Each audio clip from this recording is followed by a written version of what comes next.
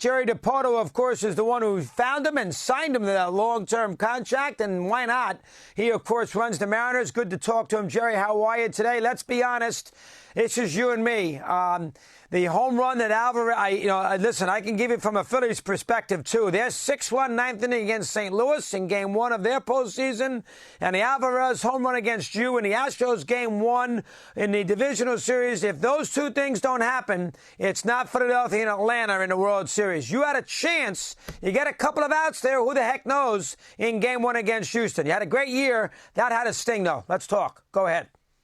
That stung a lot. It was a big moment, really a big moment in our career. Those kinds of moments, those big homers, that's what the postseason is really about. And so some of the things we remember most in our baseball lives are those postseason homers. And that was a tough one for us. But I guess we're encouraged that we're this close and we feel like we can do this again moving forward. Now, listen, I don't see why not, because you got that great pitching there, Jerry. It starts there. Kirby, Castillo, we all know how good he is. Gilbert, Robbie Ray bounces back maybe off that home run allowed. You got a good bullpen. You start building your team and you look at those 13 guys who take the hill. You got a lot of good ones. Discuss. Go ahead. Let me hear. Yeah, I love our pitching depth. It's the best that we've had since I've been here in Seattle. The best that I've had, in my career, my baseball life. It's such a great group, and in addition to being really good performers day in, day out, we're generally young. There are a number of guys that are trending, and you mentioned George Kirby and Logan Gilbert, especially Andres Munoz and Matt Brash in our bullpen. Young guys who are on an upward trajectory, and that should only mean good things moving forward. Yeah, listen, 100%. Kirby was wonderful in Game 3 there against Houston, and that was a great crowd. And, he just had trouble scoring in that series. So that means offense. We'll get to Rodriguez in a second. You need some more bats, Jerry. You have a lot of surplus folks. You could trade a couple of pitchers. Your franchise has money. You put together a very, very good foundation.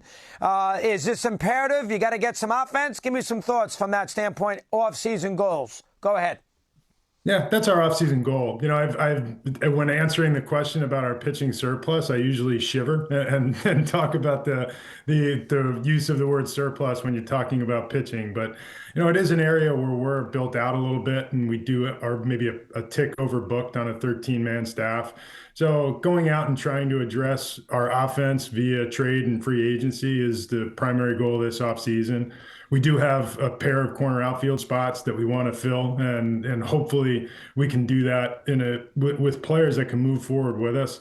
And a middle infielder. We have the opening at second base, and with the change in the shifting rules next year, we really want to be conscious of making sure that we're adding athletic, rangy players if possible. And we're flexible in what we can do with our team because we have such a young group that have played many different positions, especially among our outfielders. All right, you got the 4 shortstops who are free agents. Without getting specific, is your shortstop Crawford, who's a good defensive player, could you move him to second base? Is he willing to do that if, in fact, you brought one of these other 4 guys in? How about that? We could, and I'm sure he's willing. It depends on who walks through that door. JP has been a really nice player for us. He's a leader on a young, emotional team. He is one of our leaders and an emotional focus point in our clubhouse, especially. So it'd be a hard thing for us to do. Plan A is not to move JP, but I imagine that he would be amenable if the right person walked through that door. That remains to be seen. All right, good answer. Jerry is always honest. All right, Rodriguez, in your wildest dreams, you think this good? Give me a little rundown on him for a sec. Look at your possibilities tonight. Go ahead. I have pretty wild dreams.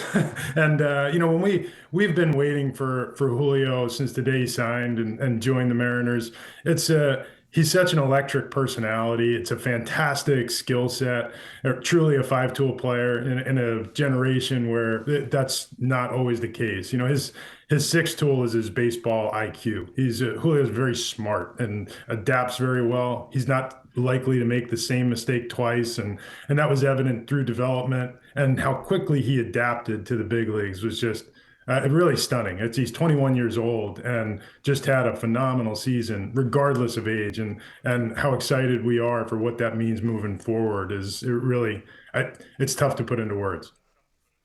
That's a good investment you made in him. I thought it was the right move with everybody else signing younger players. Obviously, Franco in Tampa, and we all know about Tatis in San Diego. You do the same thing here. You had to get ownership to pass off on it. I thought the right move. Thoughts on that decision there this summer?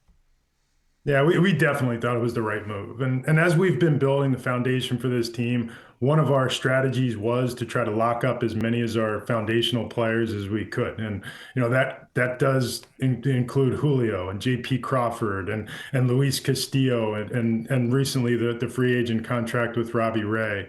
Over the course of the last year or so, we've poured about $500 million in future commitments into this roster, and we feel like we're picking the right people to do it with, and no one more so than Julio, because we've watched him grow up. We know him, we trust him. I think he feels the same way about the Mariners, and that's a great marriage when you have a young star player and you're able to do a deal that keeps him here in your market with this fan base for what should be the entirety of his career. Yeah, listen, it was the match made in heaven. I'm with you on that. I'll say one word of caution, Jerry, and I'm sure you're going to have this message all off season. Next year, Seattle is going to be the hunted. Everybody knows that the Mariners, good team, excellent pitching. God, the Astros in some trouble despite getting swept. And that's a different mindset when you're climbing the ladder and then you're necessarily on top of the ladder knocking everybody off. That's an interesting mindset for next year's Mariners team. Thoughts on that for a sec before you go? I think that really excites our players. There's the confidence that they had toward the end of this year, especially over the season's second half. They expected to win every night. They play with, we have a little brashness to us, and I love the energy that we play with, the confidence that we have on the field, and I don't think they will change in any way from being the hunter to being the hunted. And I do think that showed up in the postseason. We showed up and we played, and it's not because we were underdogs. It's because they felt confident they could beat anybody on any given night. And, of course, that great win against Toronto in Game 2. Let's not forget about that. Always a pleasure, Jerry. Thank you. Great job all year long. Your guys should win the award. Appreciate you coming on here today. Thanks, Doug. Appreciate it.